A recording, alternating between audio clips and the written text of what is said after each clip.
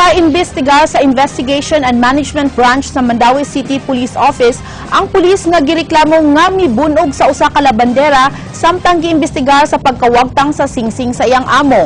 Ang pulis nihimakak sa pasangil apan ang biktima na hospital tungod sa bunog nga nadawat niini. Jinky Barrio, Suginlimi. Padayong nagpingit sa kasakit siyang lawasod sa prisuhan sa Subang Dako Police Station sa Mandaue City Police Office ang 45 anyos nga labandera kinsa giingong gikulata sa usa ka police officer nga na-assign sa Kanduman. Si LC Setinta Narido gipreso human makuhay og kinawat nga singsing gikan sa iyang posisyon. Atol sa interrogation, gisikaran matud pa siya ni SPO1 Tirso Plania nga miresulta niining bunog sa iyang lawas. Wa matagbaw, giingong gitiunan pa siya og armas sa agtang. Mao na ni ganina murag gitakigan ko. Hilanat ang tambal na ko diri kuha ra kapsul. Para bawa ra sakit ba. Mao man gyapon wa man gyapon mawa. Kagahapon mihimakak si SPO1 Tirso Plania sa pasangil kaniya apan bisan pa man niini ipaimbestigar karon sa Investigation and Detective Management Branch kun IDMB ang pulis nga gilambigit sa pasangil. Hopefully, kung adunay mga complainant nga manilang sa mga sa IDMB, among itratar, no? As kuan among tan-awon ng kaso, no? If indeed, magpalibis sa kaso. Padayong gibarugan ni Narido nga wa siya magtumo-tumo og storya batok ni SPO1 Plania. Tugan jud ko ma'am nga gibanyakan jud ko niya. Ko mamakak day ko sa akong mga isuon day, buot lang kog sumbong. Ana, ko naglingkod jud ko sa lingkuranan, nagsige ko gila kay sakit na jud kaayo. Kaganiha midangup ang pamilyang Setinta sa DSWD alang sa kasong violence against women nga ilang ipasaka unya batok sa pulis nga si Plania. Jinky Barrio, News 5. Nadakpan sa kapulisan ang usa sa mga suspect sa pagpusil sa tulo ka mga Koreano sa Dakbayan sa Talisay. Nasayran nga ang suspect adunay laing giatubang nga mga kaso sa korte. Ray Pasaporte, Suginlimi. 20 sa kadlawon dihang gituli sa duha ka mga lalaki kining tulo ka mga Koreano didto sa San Isidro, Talisay City. Sa maong hitabo, samaran ang tulo ka mga langyaw human gipusil sa duha ka mga tulisan. Apan usa kanila nadakpan niadtong Sabado. Si Joshua Tabera, 23 anyos, gituwang mao'y responsable sa sunod-sunod nga tuli sa syudad sa Talisay. And also sa among investigasyon, involved sa siya sa mga gun for hire. Especially katong involvement niya sa tulo ka Koreano nga gi-hold up o gipusil. Si Tabira dunay tulo ka mga standing warrant of arrest. Duha nini murder ug usa ka frustrated murder. Kanya sa operation is pag makakiugo siya sa Talisay, naman po sila imbudoan diri sa Cebu City. Apan ang dinakpan nga si Tabira hugot nga mihimakak sa pasangil batok niya. Kuha na ito ng ma'am. Kining pagpanulis, mangkot tani. Giawag karon sa kapulisan ang ubang na biktima ni Tabera sa pagdangop silang buhatan aron mapalig-on ang kaso batok niya. Ray Pasaporte, News 5. Usa ka lalaki nga wanted sa kaso nga pagpatay sa usa ka abogado nadakpan sa kapulisan. Nasikop ang usa ka Joselito Hapos, 30 anyos, siya nagatubang sa kaso nga murder gumikan sa sala nga pagpatay sa abogado nga si Santos Anthony Cortez gawa sa simbahan sa Our Lady of Fatima sa Dakbayan sa Mandaue niadtong tuig 2009. Si Joselito gidakop pinasikad sa usa ka warrant of arrest dito sa iyang gipuy-an sa Barangay Santa Cruz sa lalawigan sa Bukidnon kagahapon. Napukoy kaso nga ginagmayawan des barangay ba. Pag tactical interview naman niya, primero yung gatuan is ang Cotabato sa Mindanao. Tapos nibalik siya sa Surigao, tapos una siya nibalik sa sa Quezon Province. Samaran ang usa ka tawo human gibunalan sa iyang gikainom dito sa sitio San Vicente White Road, Barangay Inayawan, Dakbayan sa Sugbo. Usa ka Crescencio Plaza ang gidala sa Cebu City Medical Center tungod sa iyang nadawat nga mga samad ug bunog. Pasado alas 10 kagabi nagkadugo nga midagan si Crescencio Plaza sa ilang panimalay aron unta mukuha og sanggot. But unta siya mubaw sa iyang kainom nga iyang gikalalis nga miresulta sa pagbunal kaniya gamit ang lipak sa kawayan. So wala man sila kontra kanilang gubunga lang rin. Istam gud gahapon, murag hantod karon, murag mga Nang kalamay sa kahubog siguro, mga hinubog na tingin na niya. May mga bil-bikil sa sinultian mo na yun ana silang mga pangitabo. Naglibog ba siya kay yung istorya. Nakaw siya pa uli, ikalita siya bunal, yung doon na kawayan. Naisip ko pa injury siyang ulo, na mag-advise na gagawas rin, at pablatin nila siya. Ang kapulisan gi-alerto sa posibleng pagtago dinhi sa Subo sa 5 ka mga suspects sa pagtuli sa usa ka pawn shop dito sa Dumaguete City. Ang usa sa 6 ka mga suspect nadakpa na. Julie Tainar, Suginlimi.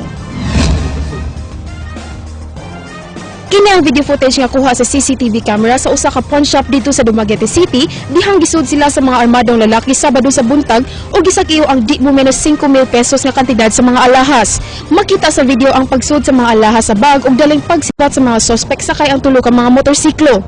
Ang mga grupo na ilang sakop sa Osamis Robbery nga gipanguluhan ni alias Junjun Mondares, alias Junjun Daco, kansang punteriya mao ang pawn shop, bangko ug ubang financial institutions. Mato sa Regional Intelligence Division, wa makapenetrate sa Cebu City ang maong grupo human pahugti ang police visibility nunod sa mga hulgang pagpamomba sa nakalabay mga adlaw. Nag-intensify din na silang mga security measures diha, pero bisan pa man na dunay nahitabo, but luckily usa na nadakpan. Nadakpan ang usa sa 6 ka mga suspect ug na-recover gikan kaniya ang mga alahas. Ang dinakpan giila nga usa ka Jesus Lu Alegria kinsa nasikop sa usa ka follow-up operation sa kapulisan.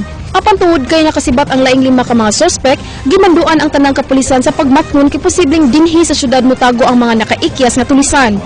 Pakusog sa ilang mga security measures ug pag-intensify sa ilang mga intelligence monitoring sa presensya, sa posibleng presensya ng mga tawhala din sa ato.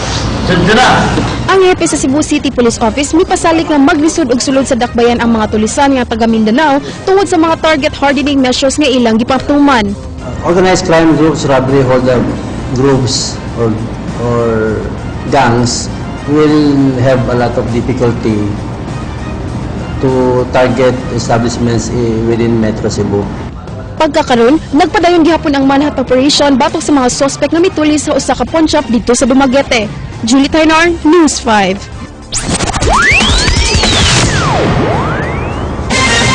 Gisuspenso ang pagbiyahe sa 11 ka mga bus sa series sulod sa Sakabuan human malabigit sa disgrasya ang usa sa mga bus niini didto sa Argao niadtong Domingo. Ang suspensyon gimando sa LTFRB. King Perez, Suginlimi.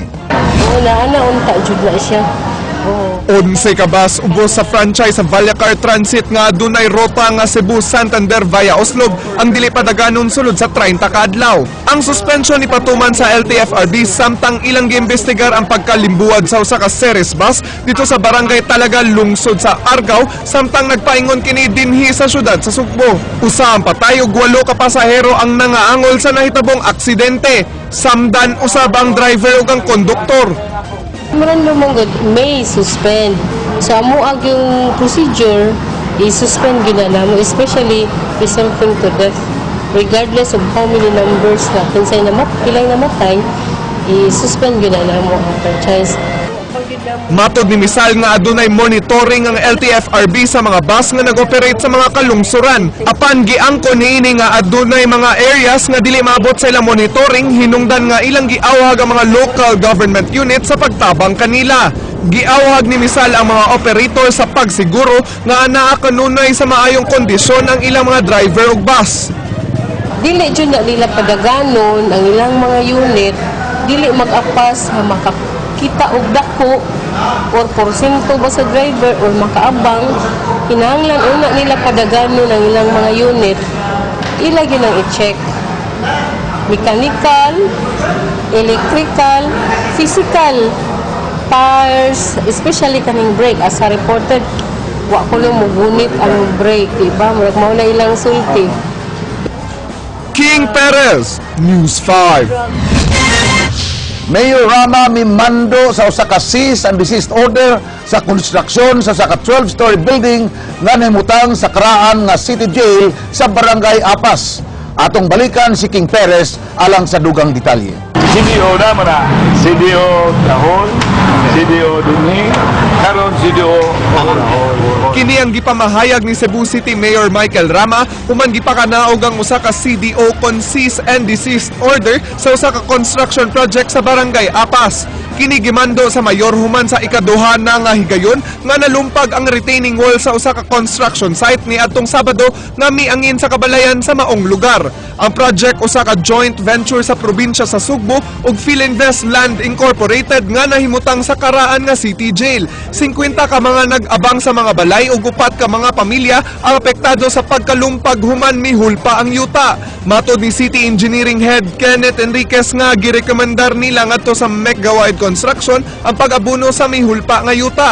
Gipangayuan usab sila og bag-ong pamaagi sa pag-ili sa retaining wall. They have to answer why they are doing that. They're here in Cebu City. We don't know if they're the first time paninila diri, but they have to be more vigilant diri because our soil is maybe quite different from Manila because I heard that that contractor is from Manila. With what happened to them before, enough na that to happen again the second time, there must be something wrong. They have to give us a reason, yun nga, logical. Si Megawide Construction Engineering Manager Manuel Bungulto mipasalig nga maayo ang retaining wall sa labing dali nga panahon. Gibutyag sab niini nga ilisan na nila ang subcontractor sa mga naghimo sa retaining wall. We will comply. And then the instruction to immediately put in temporary intervention. Yung tutukuran kagad namin because it will take about a month to build or construct the entire retaining wall. Si Barangay Apas Captain Ramil Ayuman mipahibaw sa padayon nga paghatag og ayuda sa mga apektado nga residente. Dili pa luwas ang pagbalik sa mga residente sa ilang mga panimalay hangtod maayo na ang retaining wall. Hatag tag food assistance gahapon ang tanang assistance kinahanglan sa mga napiktuhan o sa mga renters gi-address isad no, like ato mga renters nga nagabang giripanan sila sa ilang mga abang ang mga tag-iya nga napiktuhan ilang mga renters ang gawas na ibayaran sila good for 2 months sa Megawide. King Perez, News 5.